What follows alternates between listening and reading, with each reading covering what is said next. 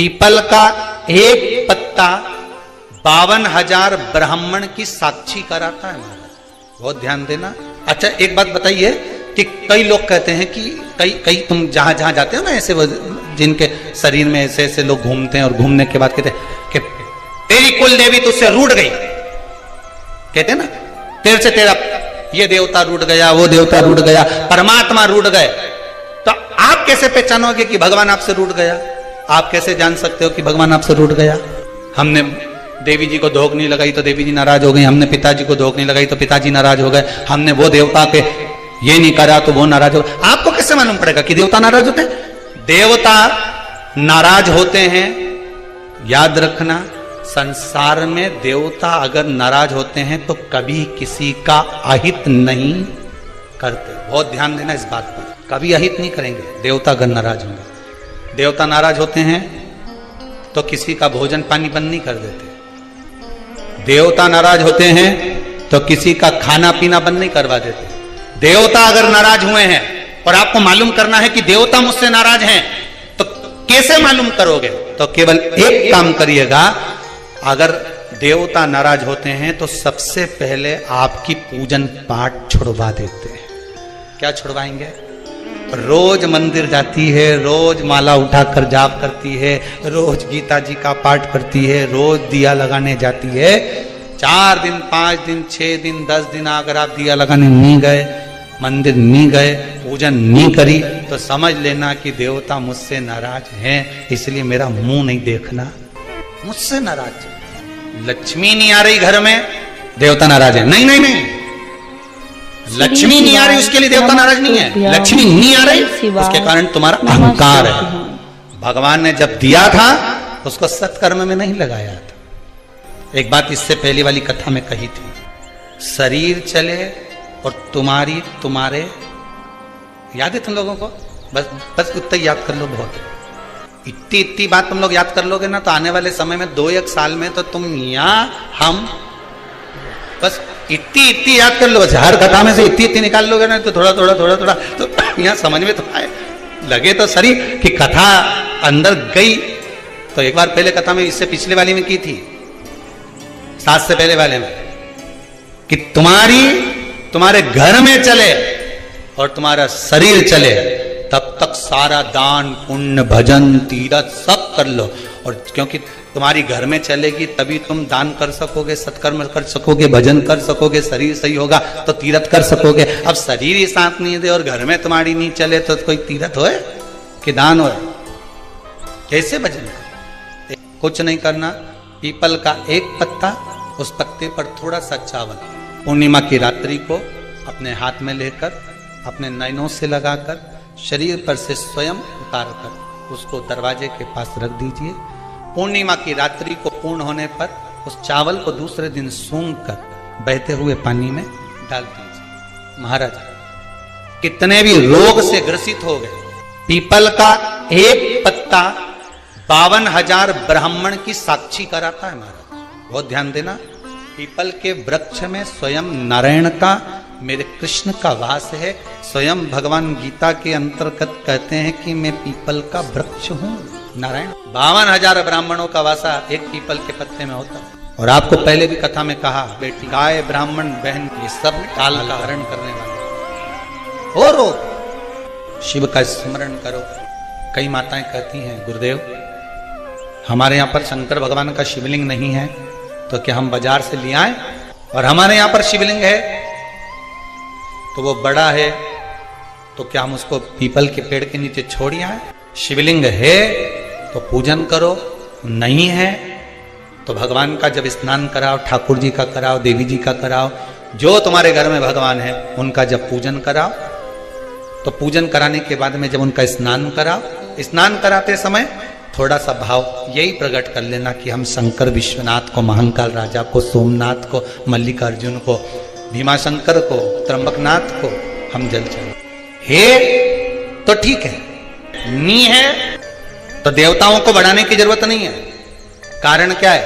तुम तो कर लोगी सेवा, तुमसे तो सज जाएगी, पर आने वाली पीढ़ी करेगी। घर में सेवा उतनी ही करना, उतनी ही रखना जितनी तुमसे बन रही हो। तुम्हारे जाने के बाद घर के बहू बेटा भगवान को डलिया में भर के वृंदावन छोड़िया, ऐसा काम मत करो। जितनी बने उतनी छोटे रूप में सेवा करोगे तो पीढ़ी दर पीढ़ी चलती रहेगी। ज्यादा सेवा को बढ़ा दिया, सुना नहीं, नमस्तु नहा के आओ, श्री शिवा, कपड़े बदल के आओ, नमस्तु, ये कर कर आओ, जाओ जरा।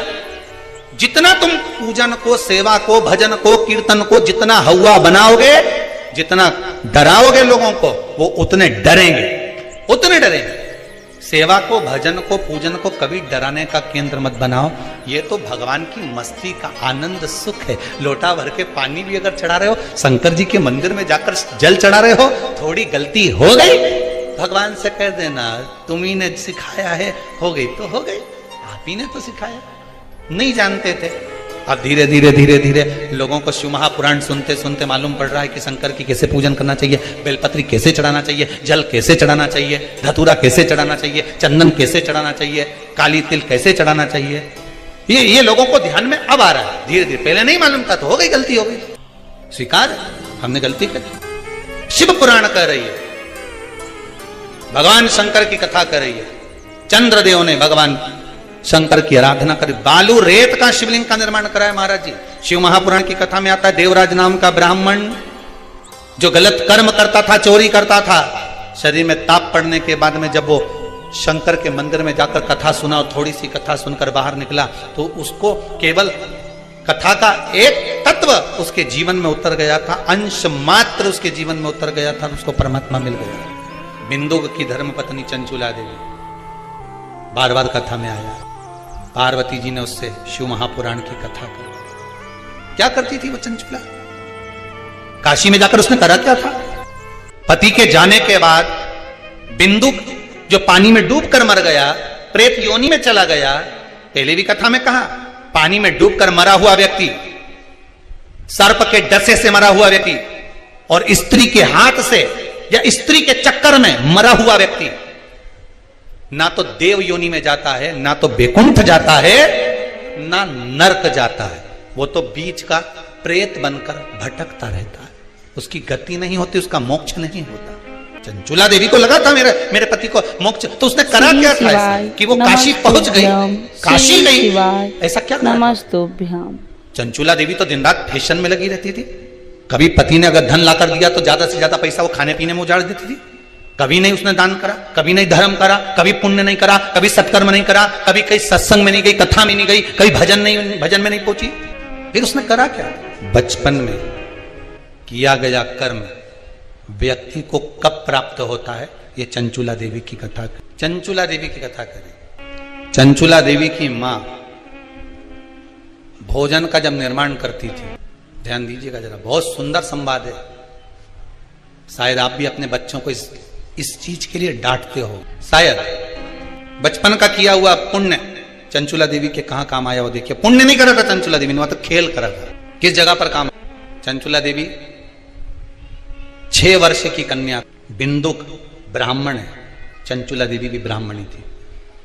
ब्राह्मण के घर में जन्म लिया है चंचुला देवी। मां जब चंचुला को पास में बिठा लेती थी भोजन कराते समय, तो आटे की लोई आटा जो उसना हुआ रहता उसको तोड़ लेती थी चंचुला। 6 वर्ष की चंचुला उसको तोड़कर गोल बनाकर चपटा करती थी। दूसरी लोई को घुमा घुमा कर जो माँ शंकर जी के मंदिर में शंकर जी को जल चढ़ाने जाती थी, उस लोई को वैसा रख कर गोल बनाकर पिंडी बनाकर उस आटे का पिंडी बनाती थी और माँ से कहती थी, माँ देखो तुम जिस मंदिर में शंकर जी को पानी चढ़ाने जाती हो ना, मैंने वो शंकर जी बना है। ये 6 साल की चंचुला, ये बच्चे आपके भी करते होंगे। जब माँ पापड़ बेलती, माँ जब पापड़ बनाती है ना, तो छोटी छोटी लोई बच्चे छोटे छोटे से हम भी बनाएंगे और वो छोटा सा बच्चा लोई लेकर बैठ गया, घुमा रहा है, चिड़िया बना रहा है, तोड़ रहा है, फोड़ रहा है। चंचुला देवी ने भी ये करा। कई लोगों ने पूछा, गुरुदेव चंचुला का पति इतना पापी था, बेकार कर्म करता था, चंचुला कभी भजन नहीं करी, दान नहीं करी, पुण्य नहीं करी, सत्कर्म नहीं करी, कभी उसने अच्छा काम नहीं करा। नमस्तुभ्यम श्री शिवाय, नमस्तुभ्यम। पूरे स्वरूप के फोटो आप घर में लगाइए, पर अर्धनारीश्वर स्वरूप का फोटो कभी घर में नहीं लगता। कौन सा फोटो? जम के बोलिए जरा, अर्धनारीश्वर। भगवान शंकर का अर्धनारीश्वर स्वरूप का फोटो घर में कभी नहीं लगेगा, कभी नहीं लगाएगा। मंदिर में आप लगा सकते हो पर घर में नहीं। भगवान शंकर के अर्धनारीश्वर स्वरूप का दर्शन कर ब्रह्मा जी भ्रांति में पड़ गए। तब भगवान शंकर ने कहा ब्रह्मदेव अब सृष्टि की रचना करो। ब्रह्मा जी ने अपनी जंघा से मनु और शत्रुपा को प्रकट करा और उसके द्वारा जो सृष्टि की रचना करी, उत्तानवाद, प्रियवत, कन्या, देवहूति, प्रसूति, आकृति, इनके चरित्र आ गए महाराज। और इनके चरित्र में सर्व सुंदर चरित्र जो आया प्रसूति का आया। प्रसूति दक्ष प्रजापति के साथ में भी आई महाराज। दक्ष प्रजापति के साथ में प्रसूति का विवाह हो गया। माता प्रसूति के गर्भ से 60 कन्याओं ने जन्म लिया। कितनी? 60 बेटों ने जन्म लिया। बेटों को संत बना दिया देवऋषि नारद। दक्ष प्रजापति क्रोध में आकर श्राप दे दिया, नारद मैं तुम्हें श्राप देता हूं, तुम एक जगह पर नहीं टिक पाओगे।